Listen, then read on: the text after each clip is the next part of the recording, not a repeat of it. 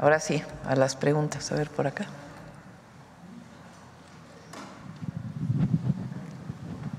Presidenta, buenos días. Olivia Vázquez de Infobae México. Mi primera pregunta es, ayer el senador Javier Corral dio a conocer respecto de la elección de la presidencia de la CNDH que Rosario Ibarra no estaba considerada dentro de los mejores evaluados y aún así fue incluida en la terna a petición de las personas que están impulsando su reelección en la comisión. Mi pregunta es, ¿no preocupa que este tipo de prácticas como la imposición o el tema, por ejemplo, de la carta falsa que desmintió el obispo emérito de Saltillo, se esté replicando ahora cuando eran características de gobiernos anteriores a la 4T? Es una decisión del Senado. Lo planteé el día de ayer. Las y los senadores hacen la terna a partir de sus comisiones y el Pleno decide a partir de la terna. Rosario Ibarra es, con su madre, digamos, su familia, un símbolo en México de lucha contra la represión, el autoritarismo, las desapariciones forzadas desde el Estado. Y el Senado tomó la decisión de incluirla en la terna con otras 2 mujeres, son 3 mujeres. Y ellos y ellas van a decidir, los senadores y senadoras, quién es el mejor perfil para ocupar la CNDH. En otro orden de ideas, ayer usted felicitó en redes sociales a Donald Trump por su triunfo en las elecciones de Estados Unidos. A partir de esto, ¿usted tiene planeado reunirse, llamarlo por teléfono para comenzar a afinar la agenda en temas comunes, migración, la evaluación del TEMEC? Y si ya hay un plan para comenzar como a reunir el equipo para de cara a la evaluación que viene el próximo año sobre el tratado. El día de hoy a las 9:30 de la mañana tenemos una llamada con el presidente electo Donald Trump. Ayer hice la felicitación una vez que fue público el reconocimiento de la candidata, la vicepresidenta Harris, Kamala Harris, del reconocimiento de Trump, de tal manera como el presidente electo, como el ganador de la elección en Estados Unidos, de tal manera que pues ya no hacía falta esperar a los procedimientos de su colegio electoral, sino que ya había sido reconocido. Entonces en ese momento le felicitamos y va a haber una buena relación.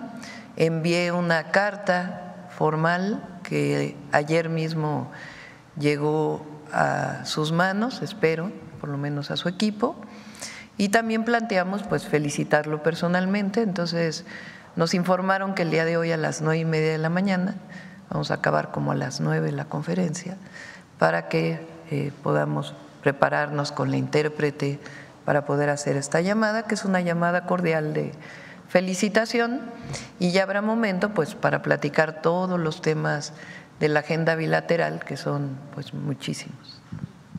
Y finalmente, igual, alusivo al tema de Estados Unidos, el presidente nacional del PAN, Marco Cortés, ayer lanza un comunicado en donde felicita obviamente a Donald Trump por su triunfo, pero también hace un llamado a que ayude a México para poder tipificar el delito de narcoterrorismo. ¿Qué opinión le merece esta insistencia del presidente del PAN para que se incluya este delito en el código? Yo creo que ayer lo leí y no sé si también vieron su declaración el día de la decisión de la Corte, el día antes de ayer, en donde hacía un llamado al ejército para que tomara partido.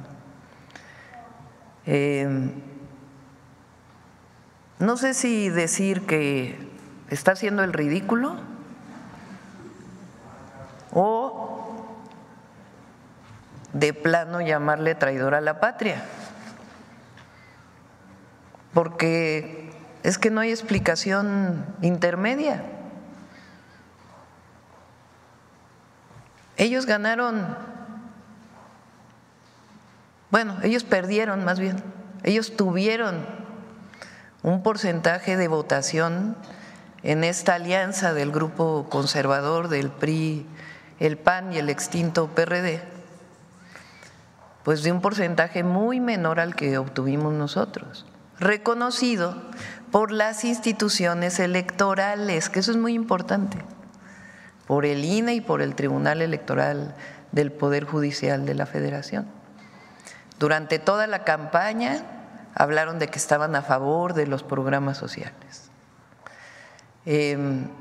Después, el presidente del PAN sale a decir que se equivocaron, que son unos mentirosos, porque ellos nunca estuvieron de acuerdo con los programas sociales, porque así reconoció, ¿no? Lo que les dijimos al pueblo de México es mentira.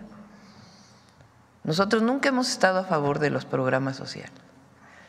Después, aquí mismo en la conferencia, cuando los programas sociales se vota en la Cámara de Diputados y Senadores para que pasen a la Constitución los programas de bienestar, el PAN vota en lo general a favor y yo en la conferencia digo, bueno, ¿están a favor o están en contra? Y entonces en lo particular votan en contra. O sea, ¿cómo? Y luego ahora,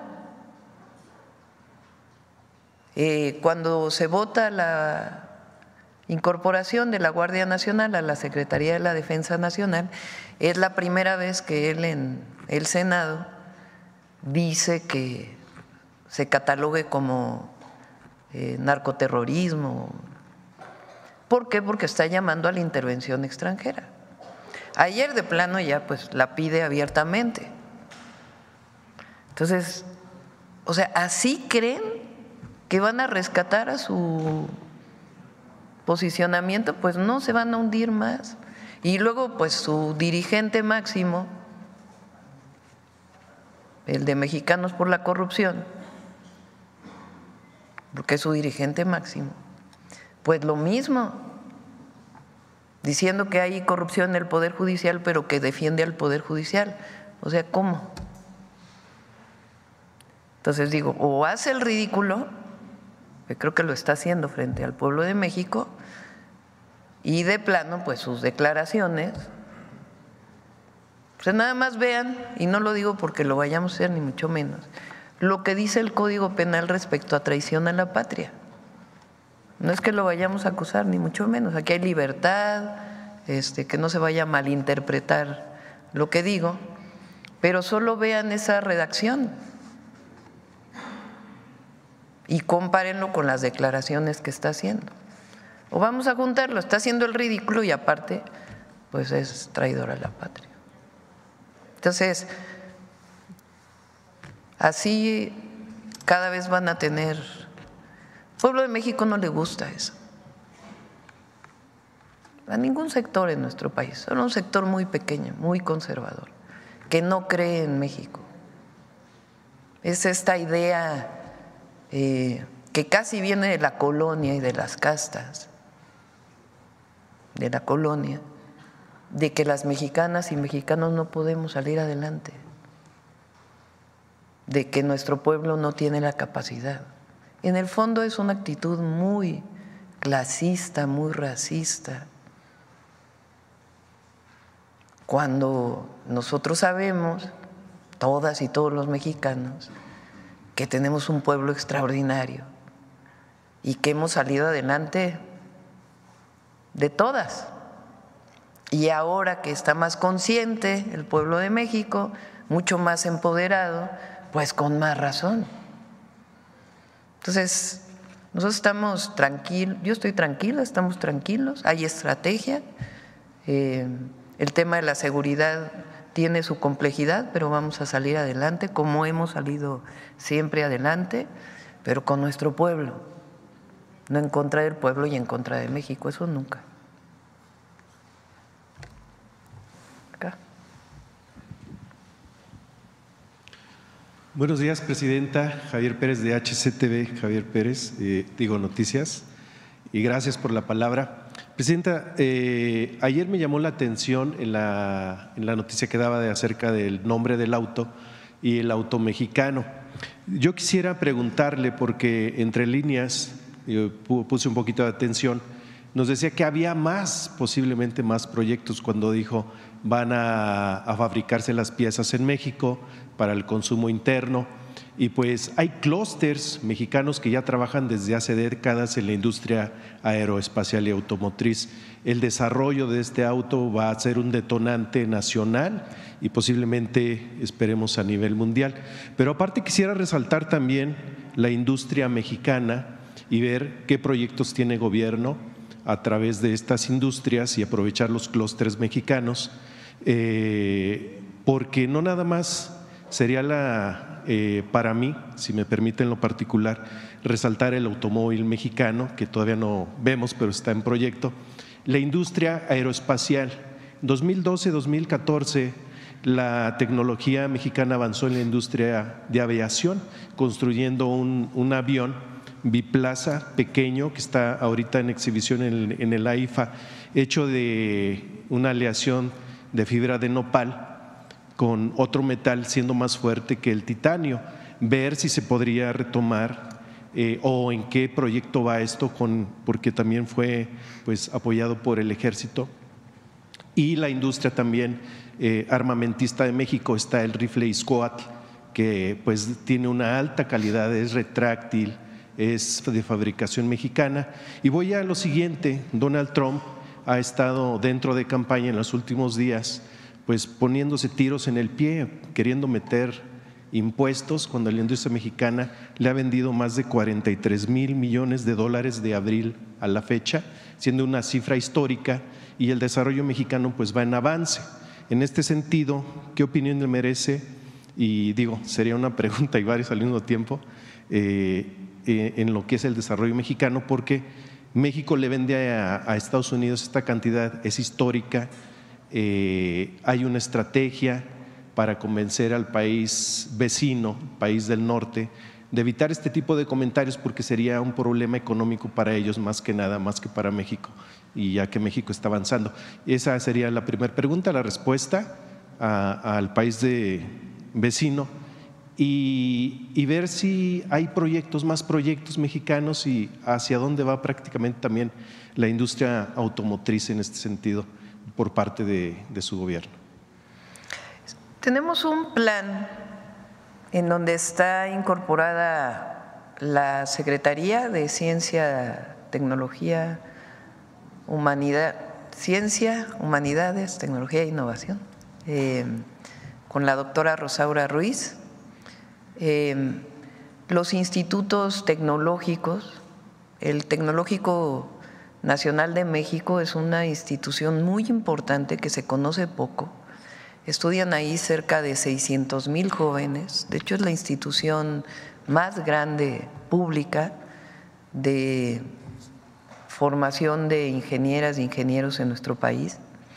Está el Instituto Politécnico Nacional, las universidades públicas y los institutos de investigación vinculados con el CONACYT.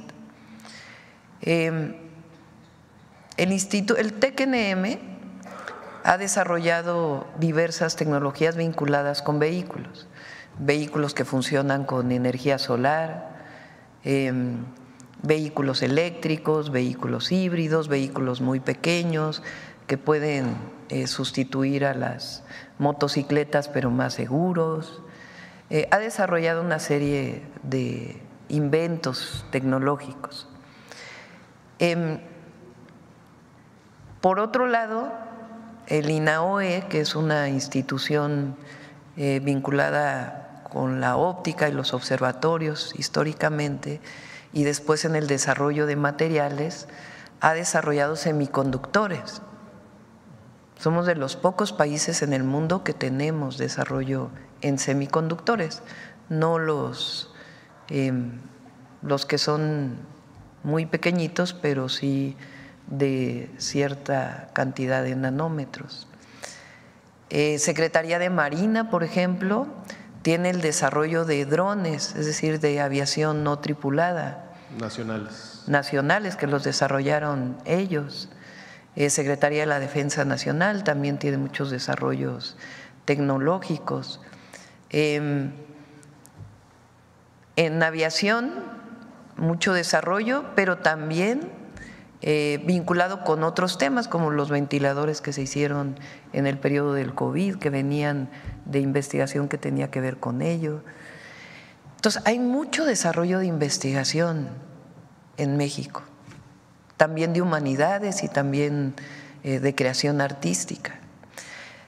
Muchas veces esta inventiva no se traduce en patentes. La patente es un esquema que permite darle la propiedad intelectual y la capacidad de desarrollo a un invento de este tipo.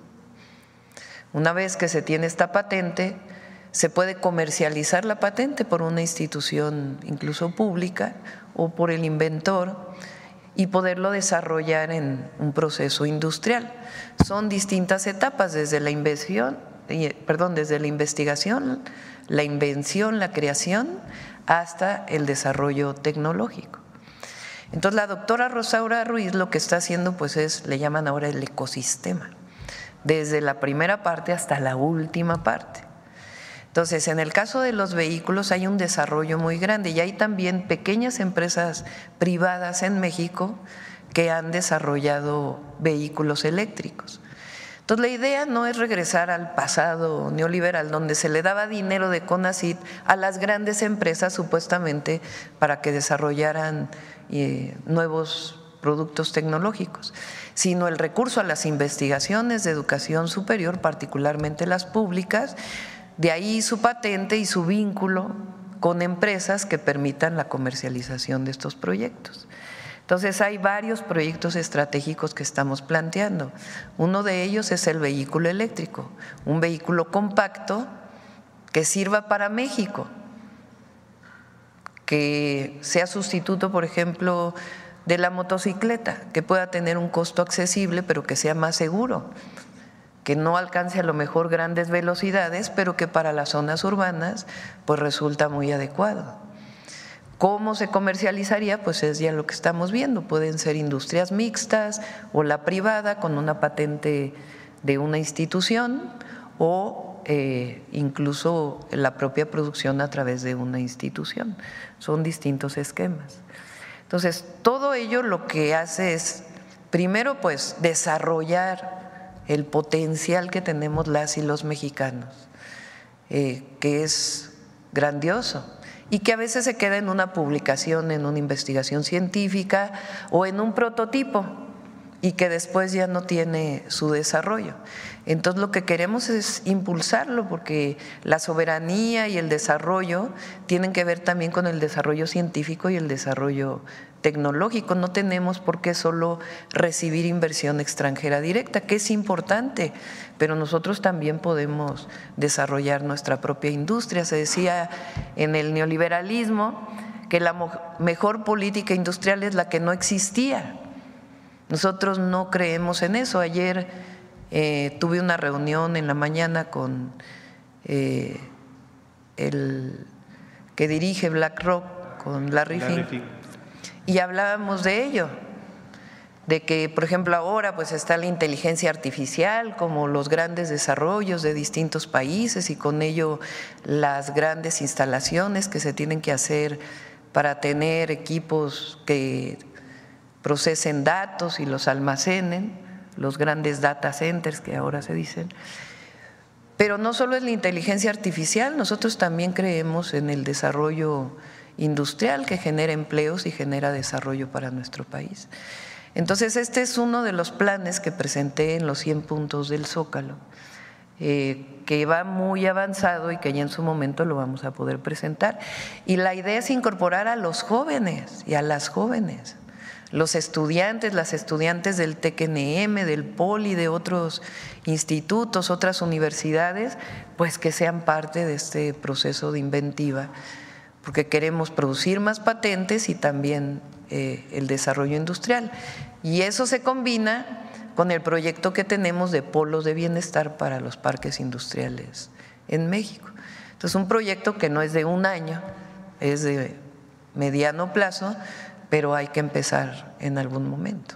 Entonces, eso le da mucha fortaleza a nuestro país, pues en no solamente para el desarrollo propio, disminuye importaciones, que también es algo que es importante desarrollar, sobre todo con aquellos países donde no tenemos tratado comercial, y potencia el desarrollo nacional. Y no solo se mide en crecimiento económico, en PIB, sino en empleo, buenos salarios y este desarrollo inclusivo, incluyente, sustentable que queremos para México. Entonces, este es el proyecto de innovación tecnológica que pues tenemos mucho entusiasmo, como se habrán dado cuenta. Habrá más todavía. Ya lo vamos a presentar en su momento para que se conozca. Me decías de también, México tuvo también el récord de exportaciones ahora, el último mes es un récord muy importante y somos el principal socio comercial de los Estados Unidos. Y eso es parte del diálogo que tiene que ver con Estados Unidos, porque hoy todavía está el presidente Biden y con el presidente Trump, de lo que yo he estado planteando, que no es que haya competencia entre México y Estados Unidos y Canadá, sino que el tratado permite complementarnos y también fortalecer la economía de todo el continente.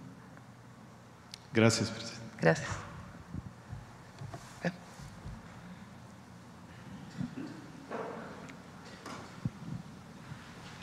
Gracias, presidenta. Buenos días. Arturo Pavón, de Chapucero y Efecto Colateral.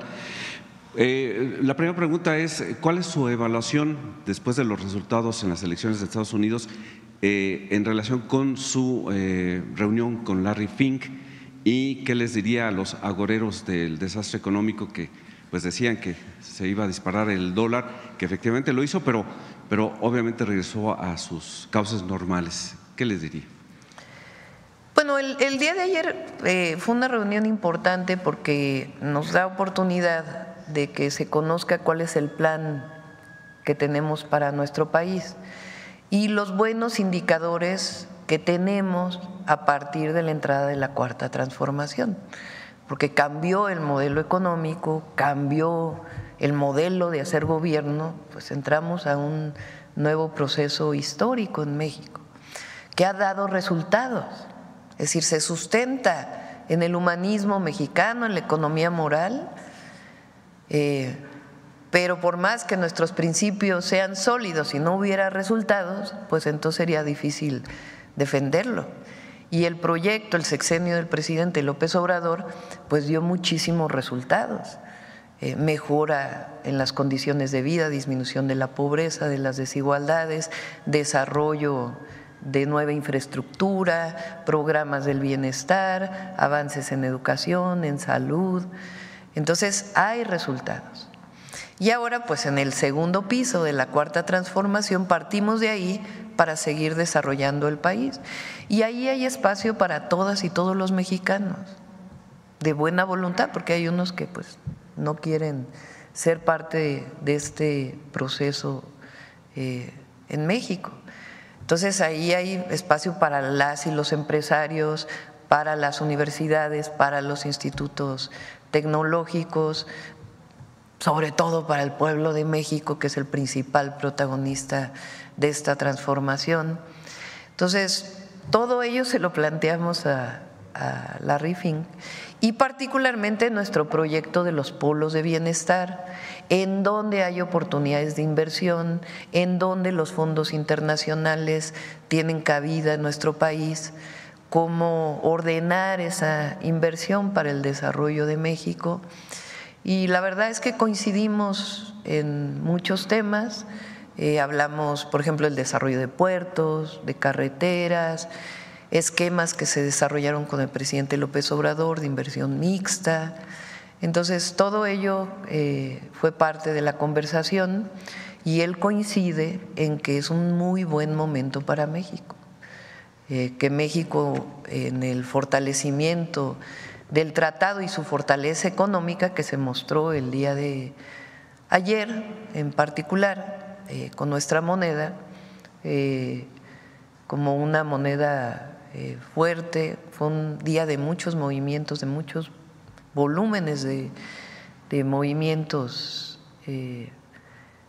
relacionados con el peso, y todo ello coincidió en que en efecto pues es un muy buen momento para México y el desarrollo económico, y siempre le planteamos que no es el pasado en donde lo que ofertaba México eran los bajos salarios. No, fíjense, México, para que nos sintamos orgullosos, orgullosas, es de los países que más ingenieros forma en el mundo, e ingenieras. Estamos entre los 5 países que más ingenieras e ingenieros forman en el mundo. Eso es una riqueza enorme, no lo tiene cualquier país.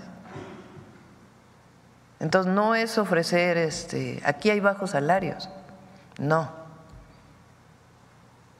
Esta es la riqueza de México, y por supuesto en un modelo de desarrollo soberano, pero donde la inversión extranjera es una parte importante de este proceso. Pues imagínense que hubo el récord de inversión extranjera directa en el periodo del presidente López Obrador, y va a seguir habiendo, estoy convencida de ello. Y bueno, hablando de los ingenieros, ya siendo tantos, ¿es posible la transferencia de conocimientos y se está previendo eso al llegar muchas industrias transnacionales, y que en México se pueda lograr ya una buena transferencia de conocimientos y despuntar ahora sí como una superpotencia?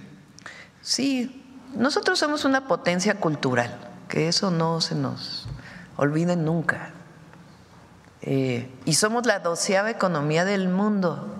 El presidente López Obrador nos llevó del lugar 15 al lugar 2, y México va a seguirse desarrollando, y sobre todo pensando en el bienestar de las mexicanas y mexicanos, porque no solamente, repito, son indicadores económicos.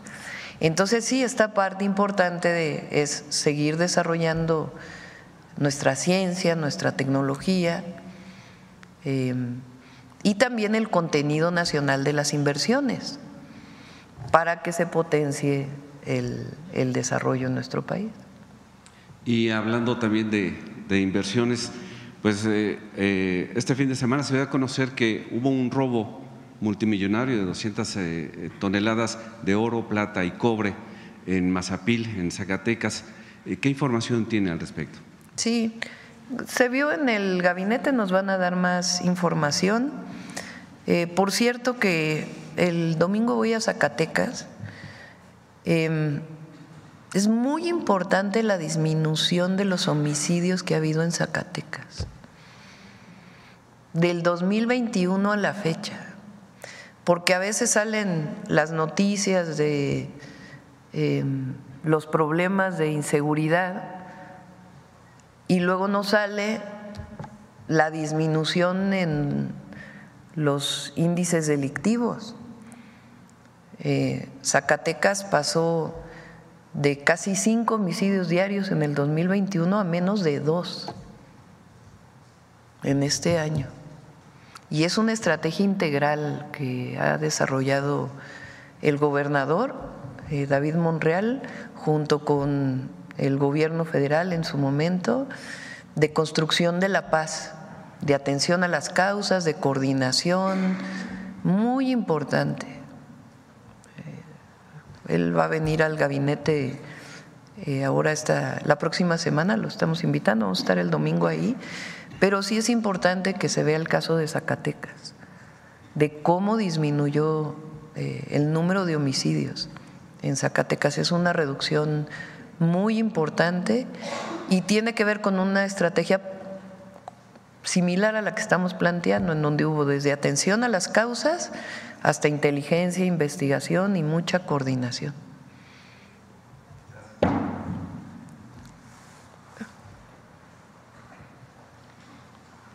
Bueno, buenos días, presidenta Tania Damián de Ángulo 7 de Puebla. Preguntarle sobre, primero, el tema medioambiental, que el presidente presentó una iniciativa para saber cuándo se podría aprobar. Ya se aprobaron varias iniciativas del plan C. El tema medioambiental, ahora que van a complementarse con Estados Unidos, que Trump, pues como dijo el compañero, no puede dejar de depender de México y se complementan. También es importante hacer una revisión de todo el entramado legal ambiental, porque hay mucha fragmentación de competencias. Hay una sobreregulación, una desregulación y al mismo tiempo pues da certeza a las empresas, pero también se evitan afectados ambientales. La semana pasada el gobernador electo y el gobernador actual iniciaron un trabajo con Conagua para sanear el río Atoyac, pero el tema es que las empresas o los mismos ayuntamientos contaminan. Se había planteado el tema de pues solo plantas de tratamiento, pero es un tema de nunca acabar porque pues sigue habiendo la contaminación. Saber este tema del medio ambiente, cómo si considera que es importante hacer esa revisión, pues primero de la legislación federal, porque a final de cuentas los estados siguen a la legislación federal desde Consejería Jurídica, y por otra parte pues cuándo se podría estar aprobando la ley ambiental que dejó el expresidente Andrés Manuel López Obrador. Sí. Una parte son la legislación y otra parte es que se cumpla también con la legislación. En particular sobre el saneamiento de ríos, ya está trabajando Conagua. Yo planteé el saneamiento de 3 ríos, que no son los únicos ríos contaminados del país, pero son de los más contaminados por cuenca. Uno es el río Tula, el otro es Atoyac y el otro es el Lerma Santiago. ¿En qué consiste? Porque a veces se piensa, bueno, es que hay que poner plantas de tratamiento para limpiar el agua solamente. Están haciendo una revisión de todo el cauce del río para ver cuáles son las fuentes de contaminación. Entonces, hay fuentes de contaminación que son industriales, que vienen de industrias que están descargando agua que no cumple con la norma. Y ahí pues tienen que cumplir con la norma. Esa es una norma, es la primera norma ambiental que se hizo de calidad de las descargas. Ahora se renovó, se actualizó hace como 2 años y tienen que cumplir. Las empresas que descargan al drenaje o que descargan a un río o que descargan a cualquier cuerpo de agua tienen que cumplir con una norma, y esa norma implica pues que tengan plantas de tratamiento, particularmente las textiles en el río Atoyac son muy importantes y tienen que cumplir con la norma. Entonces lo que se hace es tomar medida de la descarga, de la calidad del agua, y ahí interviene Profepa y otras instituciones. Hay otras descargas que son de municipios, aguas negras, el drenaje que no está tratado y que se descarga al río. Ahí, dependiendo de la cantidad de agua, o entra directo a una planta de tratamiento o se hace un drenaje marginal y se lleva junto con otras descargas a una planta de tratamiento. Pero por eso hay que identificar primero las fuentes de contaminación. Entonces, en eso están trabajando muy de la mano la Secretaría del Medio Ambiente y Recursos Naturales, Alicia Bárcenas, con Conagua, Efraín Morales, y en el caso de Tula se está trabajando muy de cerca con el gobernador de Hidalgo, con Julio Menchaca. En Puebla se está trabajando tanto con Sergio Salomón como con Armenta, que está por entrar, y en el caso de Lerma Santiago pues empieza desde el Estado de México. Entonces ahí también hay otros afluentes que tienen que ver con agua de riego. Entonces es un trabajo muy importante y tiene que haber recursos, evidentemente, para poder hacer todas las obras. Pero es fundamental porque así como somos la 12ª economía del mundo, pues también tenemos que tener ríos sanos, que también tienen causas de salud y causas ambientales. Entonces es parte de este trabajo integral. Entonces sí hay una parte de normas, de leyes, pero la otra pues es hacer realidad lo que está hoy en las normas y en las leyes. Gracias, presidenta. Sobre todo porque, bueno, pues los afectados ambientales, a final de cuentas, la salud lo va a tener que pagar el Estado, y mientras más haya pues esa claridad y que las dependencias pues cumplan o las apliquen, porque como que a veces parece que se echan la bolita, ¿no? Y por otro lado, la semana pasada fue Martí Batres a un recorrido en el ISSSTE muy interesante, porque Ángulo 7 publicó un reportaje sobre algunas quejas de eventuales que tienen 10, 15 años. Hizo un recorrido, platicó con el personal de salud, incluyendo estos trabajadores. Ellos comentan que se debería hacer una revisión, porque en el ISSSTE es la única institución que todavía sigue valiendo el ser familiar para entrar, o sea, para basificarse. Tiene un puntaje alto. En el IMSS, o sea, sí puedes, digamos, si, o sea, tienes un familiar, puedes meterlo, pero no incide en la basificación al final. Y ahí tienen una problemática, bueno, esa problemática de los familiares.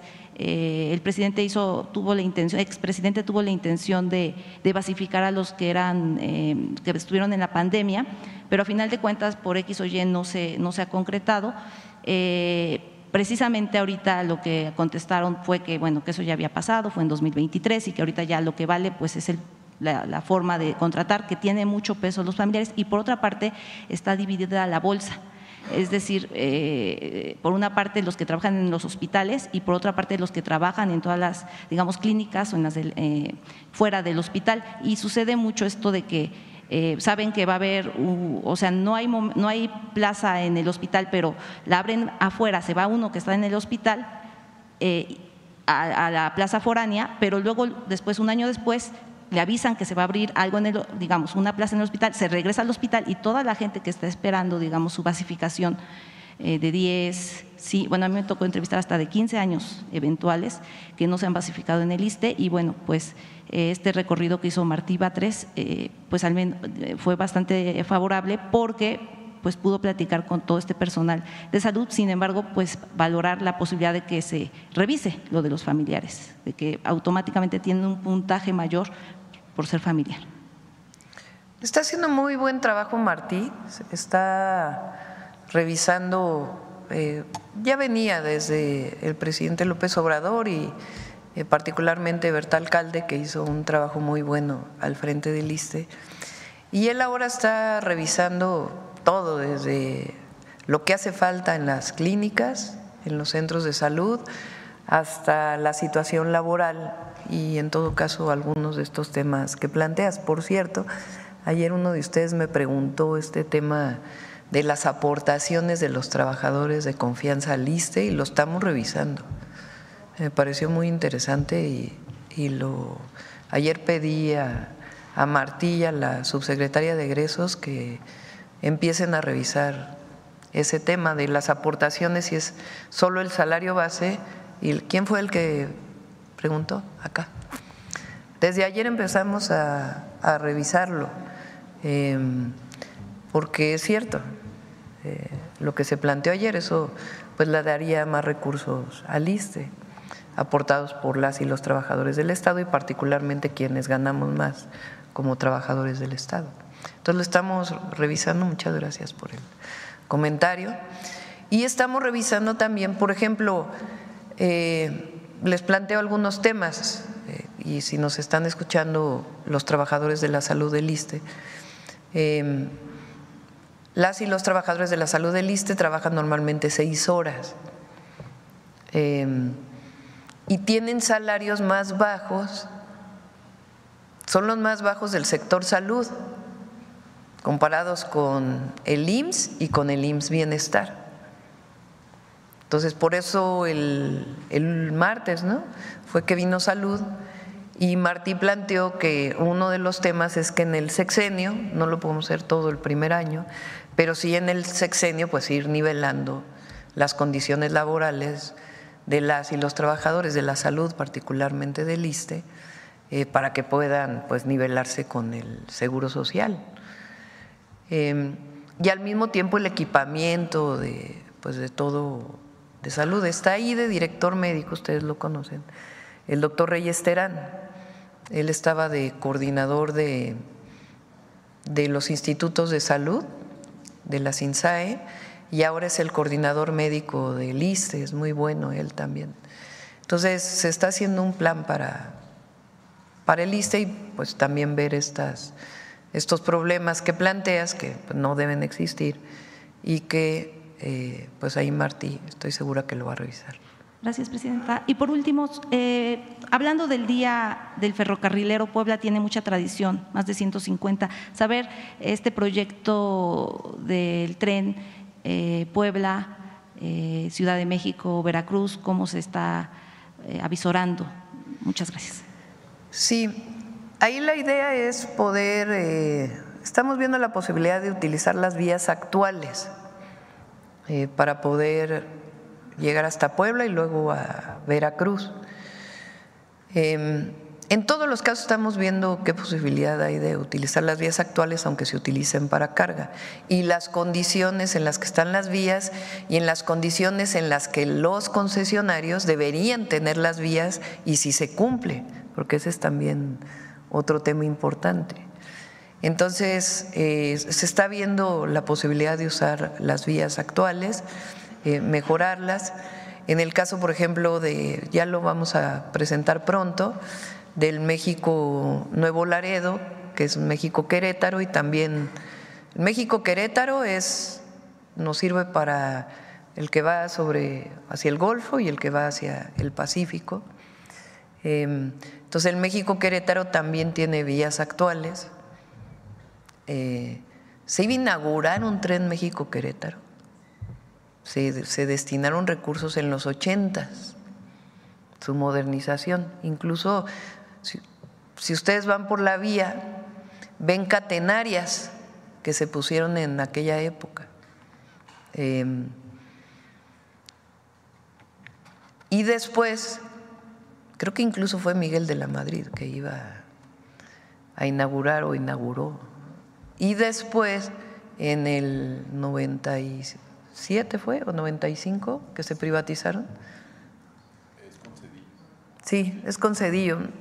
No lo recuerdo. 94 entra Cedillo en diciembre, ¿no?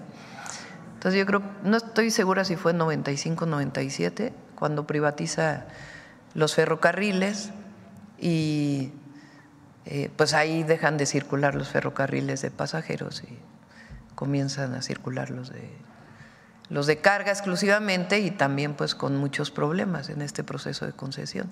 Entonces estamos revisando a fondo todo el tema de los ferrocarriles, más ahora con la reforma constitucional. 96, mire, diciembre del 96, sí. Mal, el terrible, no queremos recordar de aquellos. ¿Qué tal? Muy buenos días. Muchas gracias, presidenta. Me presento porque me estoy estrenando aquí en la mañanera.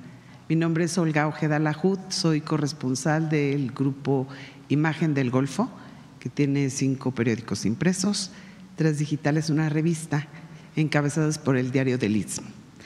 Primero que nada, me voy a ir ya un poco más al tema local en Veracruz. Como usted sabe, pues tenemos 3 puertos importantes, que es Tuxpan, Coatzacoalcos y Veracruz. Me gustaría saber en ese sentido qué piensa o qué planes tiene en su administración para el desarrollo de los puertos mexicanos, sí, incluidos los 2 de Veracruz. Ya vamos a presentar el plan de puertos con la Secretaría de Marina.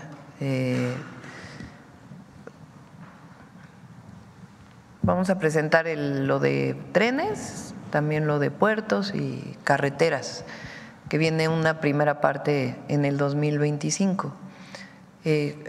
Lo que hoy son las ACIPONAS, que están a cargo de la Secretaría de Marina, ellos generan recursos y esos recursos los pueden invertir en el puerto. Entonces la idea es que esos recursos pues se inviertan en distintos puertos que queremos desarrollar, tanto en el Pacífico como en el Golfo, y obviamente pues Salina Cruz, que es uno de los proyectos que ya incluso lo tienen 4 empresas privadas, además de la Secretaría de Marina. Se va a hacer un trabajo para Veracruz y Coatzacoalcos, que también es parte del tren interoceánico. En el caso de Coatzacoalcos y Veracruz también está contemplado en este programa. Tuxpan, de acuerdo con Secretaría de Marina, que son los expertos, es más un puerto de cabotaje, es decir, de transporte menor de mercancías de un lugar a otro, puede ser en México.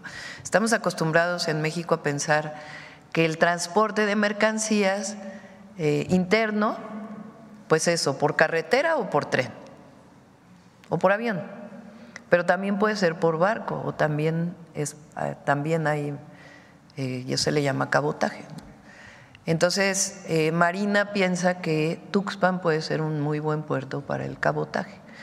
La nueva gobernadora Rocío Nale tiene muchos planes para Tuxpan, de potenciar ahí el desarrollo pues que se cayó durante todo el periodo neoliberal de Pemex, de petroquímica, y hay un terreno muy grande de Pemex que puede ser también utilizado para un polo de bienestar. Entonces hasta ahora ese es pero va a haber inversión en Veracruz, aparte de los puentes, ¿verdad?, que también lo estamos desarrollando con Rocío, para que en el caso de Coatzacoalcos el tren interoceánico pueda llegar hasta el puerto. Y además pues tienen problemas de saturación. Entonces Rocío tiene la idea de hacer puentes, nuevos puentes para la entrada a las ciudades. La vamos a apoyar con estos proyectos. Y aparte el desarrollo de los puertos y el puerto de Tuxpan, que en realidad pues es un polo de desarrollo. Muchas gracias.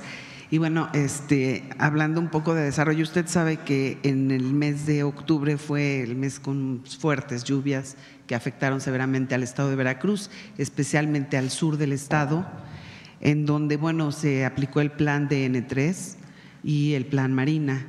Y quiero saber, todavía pues hay muchos rezagos, sobre todo en localidades rurales. Quiero saber si de alguna manera ustedes están contemplando alguna ayuda extraordinaria para los damnificados y las familias que resultaron afectadas. Sí, estamos en comunicación con Cuitláhuac. García fue producto del crecimiento del río, inundó varias comunidades. El otro día decía por el triste tema de España, de Valencia, que aquí México ha desarrollado una capacidad enorme, particularmente con las Fuerzas Armadas, pero también con CENAPRED y otras instituciones civiles, de atención en caso de desastres como estos o de problemas de inundación, sismos, toquemos madera. Pero las Fuerzas Armadas, Marina, Secretaría de la Defensa, actúan de inmediato. No necesitan la orden del secretario de la Defensa para poder actuar. Ellos saben que para apoyar a la población tienen protocolos de ayuda inmediata, y eso es algo muy bueno que ha desarrollado nuestro país. Entonces, en el caso de Veracruz, estábamos no recuerdo en qué lugar estábamos, en una de las giras, y vi en las redes el tema, y ya estaban actuando desde el día anterior con la coordinación también de Protección Civil. Y ya que termina, digamos, la emergencia, entonces entra también con la Secretaría de Bienestar para poder hacer censos junto con el gobierno estatal para ver qué ayuda requiere. Y bueno, también, Presidenta, aprovechando mi oportunidad, el próximo año se van a renovar en el estado 212 alcaldías en todo el estado de Veracruz. En ese sentido, quisiera preguntarle si se mantiene su convicción de no tolerar el nepotismo, que lo ha dejado muy claro en cargos locales, y si se podría evitar que se hereden estos a través de alguna reforma, o bastaría el llamado a los líderes de los partidos políticos. Vamos a enviar la reforma para la no reelección y que no pueda haber herencia de cargos, vamos a decirle así, de un familiar directo, particularmente en el Ejecutivo, es decir, presidencias municipales, gubernaturas y presidencia de la República. Entonces, sí vamos a enviar la iniciativa. Yo creo que ahora tiene todavía mucho trabajo el Congreso de la Unión y no solamente lo que ya se había enviado desde el 5 de febrero, sino enviamos las modificaciones a la Constitución para la igualdad sustantiva, que ya está a punto de pasar por todos los congresos estatales. Se acaba de enviar esta modificación para darle la posibilidad a la Secretaría de Seguridad Ciudadana, que ya la tiene en los hechos, pero no quedó clara en la Constitución, para hacer inteligencia y investigación coadyuvando con el Ministerio Público, que va a dar pie a la ley de coordinación de la inteligencia y la investigación. Es decir, hemos enviado otras leyes, entonces estas las vamos a enviar hasta el próximo año. Sí. Acá. Ahora va a dar tiempo, hay tiempo todavía. Buenos días, Presidenta. Shaila Rosagel, corresponsal de Grupo Gili, El Imparcial de Sonora, La Crónica de Mexicali y Frontera de Tijuana. Presidenta, ayer Marta Bárcena, ex embajadora de México en Estados Unidos, alertó sobre las amenazas de Donald Trump que no deberían de tomarse o no se podrían tomar, que deberían de tomarse con seriedad, porque no solamente, bueno, ella considera que no solamente es retórica de campaña política. Ella puso como ejemplo pues la amenaza del cierre de la frontera con México en el primer día de su gobierno, y también el tema migratorio, que fue uno de los temas que ella considera principales por los que en su campaña pues de Donald Trump, y que este tema migratorio pues sí podría hacerse realidad, lo que él ha dicho, ¿no? ¿Qué opina de estas opiniones de Marta Bárcena? Y también sobre el tema migratorio, hay especialistas pues que dicen que se podría vislumbrar una crisis migratoria si se cumple con las deportaciones de migrantes no mexicanos. Preguntarle si hay algún plan de contingencia en caso de que esto se lograra materializar, y si el gobierno de México va a continuar colaborando con la contención migratoria en el sur del país, con la Guardia Nacional y el Ejército. Esas serían. Es una estrategia integral que desarrolló el presidente López Obrador y que nosotros le hemos dado continuidad y la estamos fortaleciendo. Tiene que ver con rescate de migrantes frente a situaciones adversas que puedan presentar a lo largo del territorio, tiene que ver con permisos que se daban en la Ciudad de México y hacia el norte, de lo que se llama CBP, y que ahora se dan en el sur, tiene que ver con los albergues, tiene que ver con la incorporación de migrantes en México al mercado laboral. Es una estrategia integral. Y recuerden que México sigue invirtiendo, y lo vamos a seguir haciendo, como un ejemplo en Centroamérica, apoyando más que invirtiendo, apoyando a jóvenes para que no tengan que salir de sus lugares de origen. Entonces, una estrategia integral que en el 2024 permitió la disminución de 75% de la llegada de inmigrantes a la frontera norte. Entonces, vamos a fortalecerla. Ahora, con el cambio que vamos a tener en el Instituto de Migración, vamos también a darle una renovación al Instituto Nacional de Migración, porque atiende distintas áreas. Entonces, hay estrategia y hay diálogo con Estados Unidos y con el presidente Trump. Y si hay su problemática, la vamos a saber resolver. Entonces, no creo que estas declaraciones ayuden. Estamos preparados. México está sólido frente a estos temas, siempre vamos a estar unidos, las y los mexicanos, y vamos a enfrentar las problemáticas que se puedan llegar a presentar. Y evidentemente con el diálogo, pues esperamos que al revés sea un proceso de colaboración, y si no, lo iremos enfrentando. No es, estamos preparados para ello y con mucha unidad, y bueno, pues sin comentarios frente a la declaración Gracias, presidenta. Sobre el informe de seguridad que se dio hace algunos días, resaltó este incremento del 18.3% en el delito de extorsión, que comentaban que es el único de alto impacto que no tuvo una caída en los delitos. También comentaron que se detuvo una cantidad importante de extorsionadores en Michoacán, a 43. Entonces, ¿cuál sería la estrategia puntual que se han planteado para bajar este delito en particular, que es el único que no han bajado? ¿Y cuál es el plazo que se han puesto para empezar a ver un cambio en la tendencia en el delito de la extorsión? Y ya por último, también sobre el informe, si nos pueden adelantar un poco en el tema de Sonora, ¿cuáles serían los delitos en los que se ha tenido mayor avance en la estrategia en lo que va de su administración, y cuáles son los que tienen una mayor atención en estos momentos? Sería todo, presidenta.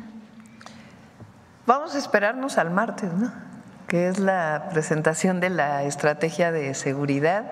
Recuerden que está una de las reformas que está pendiente en el Congreso, es catalogar la extorsión como delito grave, y también el que se pueda perseguir de oficio, que es parte de lo que vamos a desarrollar después en las leyes secundarias. Eso va a ayudar, y distintas estrategias que estamos planteando, que también algunas de ellas ya se desarrollan desde este mes, y otras que vamos a ir presentando poco a poco. Y Sonora, el gobernador está haciendo un muy buen trabajo, la verdad. Recuerden que fue el primer gobernador que invitamos al Gabinete de Seguridad, y se ha avanzado mucho en la coordinación. Ya había, pero ahora más. Ayer hubo más homicidios en Sonora, pero llevábamos ya varios días que en Cajeme, por ejemplo, no teníamos homicidios. Entonces, está avanzando, y hay muchas detenciones también en Sonora. Acá. Buenos días, presidenta. Carlos Domínguez, de Nación 14. Hoy a las 11:30 de la mañana, el gobernador de Tamaulipas, Américo Villarreal Anaya, inaugurará en Matamoros, Tamaulipas, el Congreso Nacional Aeroespacial, que se proyecta pondrá tanto al Estado como al país en el radar del mundo en esta materia. Presidenta, el programa de este Congreso contempla conferencias magistrales muy importantes, talleres, mesas redondas, entre otras actividades, además de la intervención de la ponencia del astronauta mexicano Rodolfo Neri Vela y exposiciones de la empresa del multimillonario Elon Musk, SpaceX, donde se expondrá su visión sobre el futuro de la exploración espacial. Ayer le preguntaban, y hoy también, sobre sus planes o proyectos para desarrollar un vehículo ecológico 100% mexicano, y aprovechando que este importante congreso se va a comenzará a desarrollarse en unas horas en Tamaulipas, me gustaría preguntarle si ya ha dado instrucciones para desarrollar el satélite que desde que era aspirante presidencial comentó que pondrá en órbita, considerando que ya que algunos consideran que México se quedó atrás en esta materia, y si este mismo será 100% mexicano, presidenta. Sí, es parte de los proyectos. Hay distintos tipos de satélites, justo hace unos días me lo explicaba el equipo. Esta área el área de telecomunicaciones va a quedar en la agencia digital, aparte de lo que desarrolla CFE Internet para todos. Y hay como varias opciones, ¿no? Los satélites de órbita baja son más sencillos de desarrollar, y ahí es donde el Politécnico, por ejemplo, tiene un desarrollo importante. Entonces, parte de lo que empieza a desarrollarse va a llevar un poco más de tiempo, pero sí es uno de los proyectos estratégicos que estamos planteando. Ya, no sé, ya hay un presupuesto tal vez en mente, doctora, tiempos, ¿qué universidades serían? Una parte es presupuesto y otra parte es vincular a distintos grupos de investigación que ya están haciendo su trabajo, y que al vincularlos pues se va a potenciar mucho más el conocimiento y el desarrollo tecnológico. Entonces vamos a partir por ahí antes de decir tiene tantos recursos, o sea, sí va a haber recursos para ello. Pero primero queremos juntar a los grupos de investigación y desarrollo tecnológico para que no trabajen aislados. Yo estoy convencida que hay quien piensa que la competencia entre grupos es lo que da la innovación. A lo mejor tienen razón. Yo pienso más bien que hay que poner junto a los grupos de investigación para poder potenciar el conocimiento que se ha desarrollado. Entonces, estos grupos de investigación para los proyectos estratégicos los está trabajando Rosaura. ¿Este proyecto estaría limitado solamente a poner en órbita uno, Presidenta, o explorar tal vez más? Si quieren, mejor le digo a Pepe Merino que venga. Él va a presentar además de qué se trata esta agencia de transformación digital. A ver si viene la próxima semana. La agencia inicia su operación a partir de enero con la ley orgánica que se envió al Congreso. Pero él puede platicar todo lo que va a hacer la agencia y ya les puede platicar también con detalle de los satélites. Excelente, doctora. Gracias, Presidenta. Y aprovechando que hoy va a San Luis Potosí, mencionarle, Presidenta, que hace 1 año y medio aproximadamente tuve la oportunidad de exponerle aquí al expresidente López Obrador que la capital del estado, la capital San Luis Potosí, se había quedado sin su principal presa que abastece de agua a esta gran zona conurbada, la presa del Realito. Pues esta tenía importantes filtraciones en su cortina, aunado a la sequía del año pasado y un ducto que se rompe cada vez que se pone en servicio, pues casi una tercera parte de los habitantes de la capital llevan más de 1 año y medio padeciendo de la escasez de agua. Al conocer el tema, el presidente López Obrador tuvo bien ordenar a la Conagua que se llevaran a cabo todos los trámites para la reparación de esta cortina, pero desde hace 1 año aproximadamente no se sabe más y da la impresión de que el gobierno del estado intenta ocultar qué avances llevan estos trabajos. Y la ciudad sigue padeciendo de la escasez de agua. Sobre el tema, puntualmente solicitarle, Presidenta, si es posible que la Conagua informe sobre los avances de esta obra, cuándo va a llegar el agua a San Luis Potosí, y si ahora que vea al gobernador del estado, también solicitarle si pudiera dar más detalles sobre el tema, pues él mismo había prometido en campaña que en 24 horas repararía el tema o solucionaría el tema. Lleva 3 años y eso no ha sucedido. En las reuniones que tenemos a donde vamos a los estados, nos reunimos con los equipos de los gobernadores o las gobernadoras. El caso de San Luis Potosí va a ser así. Vamos a tener un evento y al mismo tiempo de programas de bienestar, y vamos a tener una reunión con su equipo y el equipo del Gobierno de México. Y ahí justamente vemos avances y necesidades. En San Luis tenemos planteado el aeropuerto de Tamuín, una carretera que va hacia Hidalgo, que inició el presidente López Obrador y nosotros le vamos a dar continuidad. También de Tamazunchale a Tampico, ¿no? Valles Tampico, exactamente. Y de Tamazunchale hacia Hidalgo, inclusive hasta Pachuca con la otra carretera que ya se está haciendo. Y también hay proyectos de agua, pero sobre este tema en particular, pues después de la reunión que tengamos ahí con el gobernador, si quieres, le damos seguimiento. Sí, importante, Presidenta, mencionarle que el ducto es una concesión a una empresa privada. Está mal hecho, ya está acreditado que está mal hecho, necesita una importante inversión para ser reparado. Obviamente la empresa no ha dado resultados al respecto. El gobierno del estado también da la impresión de que no ejerce su autoridad para reparar el tema. Ocultan. Bueno, muchas de estas obras son municipales, No, es un ducto de varios kilómetros, muchos kilómetros. De hecho, la empresa ni siquiera está en San Luis Potosí, está en Guanajuato. Pero el ducto sí tiene el gobierno del estado la facultad de poder, porque es una concesión estatal y a una empresa privada española, de hecho, que no… Ay, sí, ya recordé, sí. Sí, entonces, por eso, porque de nada serviría si la cortina de la presa, se repara. Sí, lo revisamos este fin de semana con el gobernador y… ¿Sería posible informar y los detalles? Informamos, sí, ya recordé el caso. Gracias, sí. Presidenta. Acá. Presidenta, ¿cómo está? Buenos días. Buenos días. Ángel Marín, de Radio Resultados, con estaciones como @FM, La Poderosa, entre otras. preguntarle su reacción. Ayer la Suprema Corte echó atrás la prohibición a la importación de vapeadores y sus productos relacionados que se había impuesto el sexenio pasado. ¿Qué se hará en este caso? Porque pues la verdad es un tema muy grave de salud. Pues ya está la reforma en el Congreso. No vamos a dejar de insistir. Muy bien.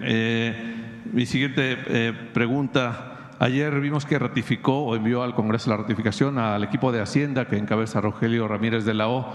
En este tema, el presupuesto, Presidenta, 2025 ya está listo.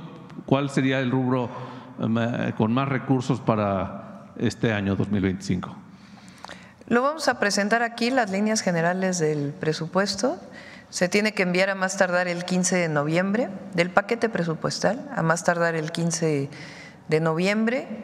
Obviamente se mantienen los programas sociales, hay recursos para los nuevos programas, para educación, para salud, hay ahorros en algunos temas también muy importantes que permiten orientar hacia la inversión de trenes, de carreteras, de agua.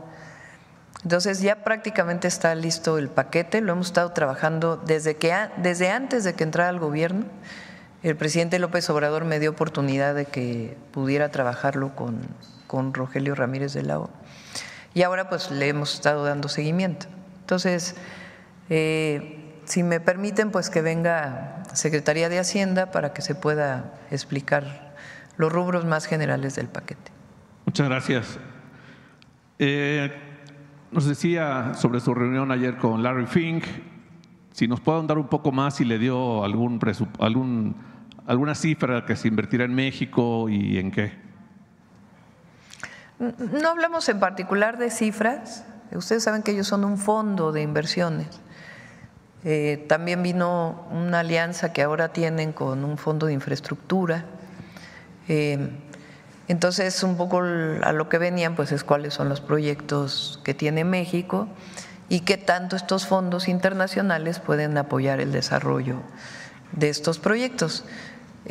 La gran mayoría de ellos es para apoyar a empresas privadas, para inversión privada. Entonces, nosotros le planteamos que el viejo modelo de asociación público-privada no lo vamos a desarrollar, que son nuevos modelos, en todo caso, de construcción mixta, parecidos a los que hizo el presidente López Obrador para, por ejemplo, el aeropuerto de Tepic o algunos otros, que ese es, digamos, uno de los caminos para infraestructura, pero hay otras áreas en donde hay inversión privada, como en puertos, por ejemplo, en donde hay distintas formas de inversión y ahí pueden entrar estos fondos de inversión. Entonces, pues obviamente planteamos que México quiere las inversiones, que hay un nuevo modelo, él conoce muy bien al presidente López Obrador, estuvo aquí con él varias veces, entonces conoce el modelo de desarrollo y quería escuchar de nosotros pues cuál era la visión que teníamos. Le planteamos, por ejemplo, el tema de energía que se presentó ayer y otros temas que también platicamos de este proyecto de polos de desarrollo que tenemos. Entonces fue una muy buena reunión. Muy bien, muchas gracias. Ya por último, muy interesante estos homenajes a mujeres en la historia. Hoy veíamos lo de Nelly Campobello. ¿Podría reforzarse este homenaje poniendo a escuelas, instituciones, el nombre de estas mujeres en la historia? Porque muchas escuelas llevan nombres de otros países o de ciudades y sería buen homenaje reforzar mujeres en la historia usando estos nombres para las escuelas. No sé qué opine de esto. Sí, la idea es que no solo se queden en estas secciones que presenta en la mañanera Noemí. Ella es la subsecretaria de Educación Básica. Sí. Ella es maestra. Entonces la idea es que este trabajo pues también vaya a las escuelas y también se fomente de distintas formas. Así como hicimos el Paseo de las Heroínas aquí en la Ciudad de México, pues tenemos varios proyectos para promover. Ayer tuvimos reunión con la Secretaría de las Mujeres, con Citlali, Y hablábamos mucho de esto, porque hay un proyecto particular para el tema de violencia contra las mujeres, viene además noviembre, en donde hay un día que es el 25, creo que es el 25, entonces se va a hacer una campaña permanente contra la violencia o en contra de la violencia hacia las mujeres. Pero además de la reivindicación de las mujeres en la historia, que también es muy importante, y de la reivindicación de que las mujeres podemos estar en cualquier espacio de la vida pública, profesional, de la igualdad, de cómo debemos compartir el trabajo en el hogar, hombres y mujeres. Todo ello es parte del proyecto de Secretaría de Cultura que se va a coordinar, de la Secretaría de las Mujeres, que se va a coordinar con Secretaría de Cultura, con Secretaría de Educación. Entonces sí, la reivindicación de las mujeres mexicanas es en todos los ámbitos y uno muy importante es porque durante años nos enseñaron que pues a los héroes, si acaso había algunas heroínas por ahí que surgían, la Corregidora y algunas otras, y otras eran por ser esposa de, incluso la Corregidora mucho tiempo se enseñó porque era Josefa Ortiz de Domínguez, porque era la esposa del corregidor, y no su historia de vida, que es una historia muy interesante en aquella época, y cómo ella siempre apoyó la independencia. Y así como ella, pues se nos enseñó, por ejemplo, Margarita Maza, la esposa de Juárez, pues siempre la vemos como la esposa de Juárez, y conocemos muy poco sobre ella y el sufrimiento que tuvo a lo largo de su vida por apoyar la causa de la independencia y la reforma. Entonces, todo esto pues es parte del reconocimiento de las mujeres mexicanas, que nos revalora y nos reivindica y le da a las niñas y a las jóvenes pues una perspectiva que no está prejuiciada de que solamente podemos ser ciertas profesiones o ciertos oficios y que podemos ser cualquier cosa que podamos ser. Las calles donde vivieron, por ejemplo, o calles pudieran nombrarse también, sí, también con las mujeres, ¿no? También. Muchas gracias, Presidenta, muy amable. Ya acabamos aquí adelante, vamos por una más porque nos vamos a ir allá a la llamada que tenemos ahorita. Gracias, Presidenta. Marco Antonio Olvera, del periódico digital Hidalgo News y del canal México News World. Buenos días a las personas que la acompañan. Presidenta, cuando tomó posesión aquí y dio un discurso en el Zócalo capitalino, dijo que usted llegaba con todas las mujeres de este país, de cualquier estrato social y, por supuesto, de profesiones o trabajos que realicen a diario. Yo quisiera preguntarle cuál es su eje central o eje medular de su gobierno con el tema de las mujeres indígenas, porque pues se habla mucho de las mujeres indígenas, se habla mucho de las niñas indígenas. Sin embargo, yo veo desde mi trinchera que no hay hasta este momento una estructura real para el apoyo de estas mujeres indígenas. Y bueno, ejemplos hay muchos, sobre todo que sufren violencia y no van a la escuela, que también el no ir a la escuela es una violencia. En ese sentido también quiero decirle, Presidenta, que en el sexenio del entonces presidente Andrés Manuel López Obrador le hice dos planteamientos que quizá pudieran ustedes retomarlo. Una es sobre la carpeta judicial C-135/2022, donde el pasado 20 de enero del 23 se giraron 4 órdenes de aprehensión en contra de 4 sujetos que asesinaron al joven indígena y abogado de profesión Benito Santiago Gálvez, que trabajaba en el INE del estado de Guerrero, originario de la montaña alta de ese estado. De las 4 órdenes que se giraron, solo hay 2 detenidos y otros 2 son Herón Iturbide Arias y José Manuel Iturbide Demetrio, quienes no se les tocó ni con el pétalo de una rosa. El tema de este joven asesinado, Presidenta, es relevante para mí, creo, porque la mamá es indígena, ni siquiera sabe hablar castellano. Los hijos emigraron hacia los Estados Unidos y hasta este momento pues están pidiendo justicia por un hombre que pues trabajaba de manera honesta y se formó gracias al envío de remesas que sus hermanas mandaban al pueblo de Guerrero para terminar sus estudios de abogado. El otro tema es también de indígenas en el estado de Oaxaca, donde sobresalen la corrupción, la impunidad y tráfico de influencias, además del nepotismo que no se da mucho en nuestro país, en la que la presidenta municipal de Zapotitlán, Palmas, Oaxaca, Inés Martínez Reyes, tiene a su hijo como policía municipal, de nombre Walter Hernández Martínez, mientras que la regidora de Salud, Elodia López, también tiene a su sobrino como tesorero municipal. Y todo este nepotismo pues ha llevado a que la presidencia municipal de esa comunidad pues esté cerrada desde el pasado 16 de septiembre del 23. Esta comunidad y estas autoridades se eligen a través de usos y costumbres. Entonces, pues ese sería mi primer cuestionamiento, Presidenta. ¿Qué le responde a las mujeres indígenas? Que le vuelvo a reiterar, hasta este momento no hay una estructura real que puedan defenderse. Bueno, sobre los casos, para que nos los pases y los compañeros de Atención Ciudadana los puedan recibir y poder apoyar. Y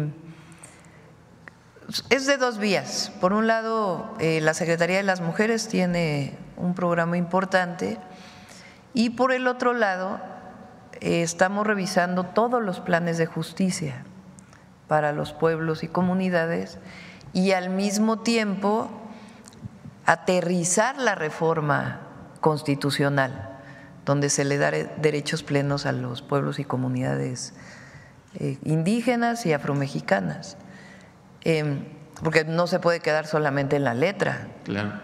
Tenemos que avanzar mucho más. Entonces, la idea es que en los planes de justicia haya una parte importante para mujeres indígenas y, por otro lado, aterrizar la reforma que nos permita también apoyar de una manera muy importante a los pueblos y comunidades indígenas y particularmente a las mujeres. Entonces, sí es parte de lo que tenemos planteado. Cuando hablamos de los derechos para las mujeres, yo decía en campaña, no solamente es por el bien de todos, primero los pobres, que los pobres incluye, aunque es las y los pobres, pero formalmente pues incluye a hombres y mujeres, sino por el bien de todas también primero las pobres. Claro. Y donde hay más pobreza, abandono y discriminación es a las mujeres indígenas.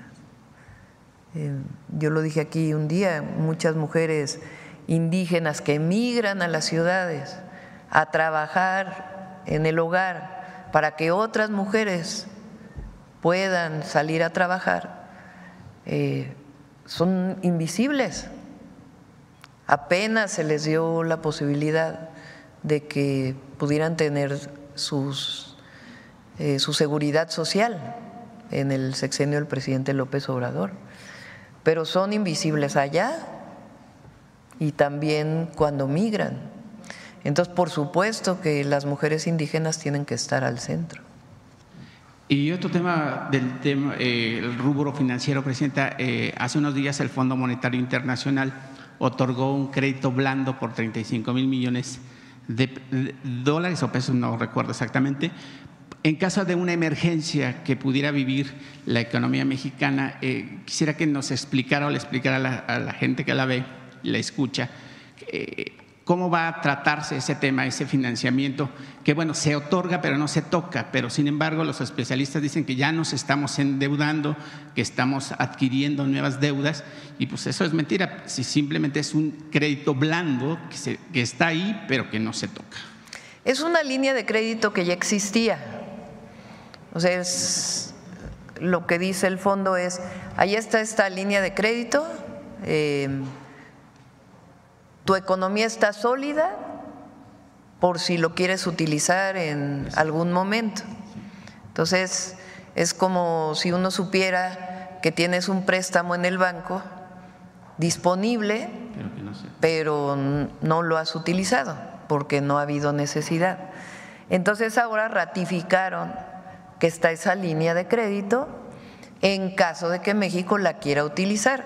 ¿Y por qué se la dieron? Pues por la solidez de la economía mexicana. Entonces está ahí por si la utilizamos. No creo que sea necesario, pero es importante pues que en un momento dado que hubiera una necesidad, pues sepa uno que ahí está la línea de crédito y no en ese momento estar buscando líneas de crédito de banca comercial o de otros fondos.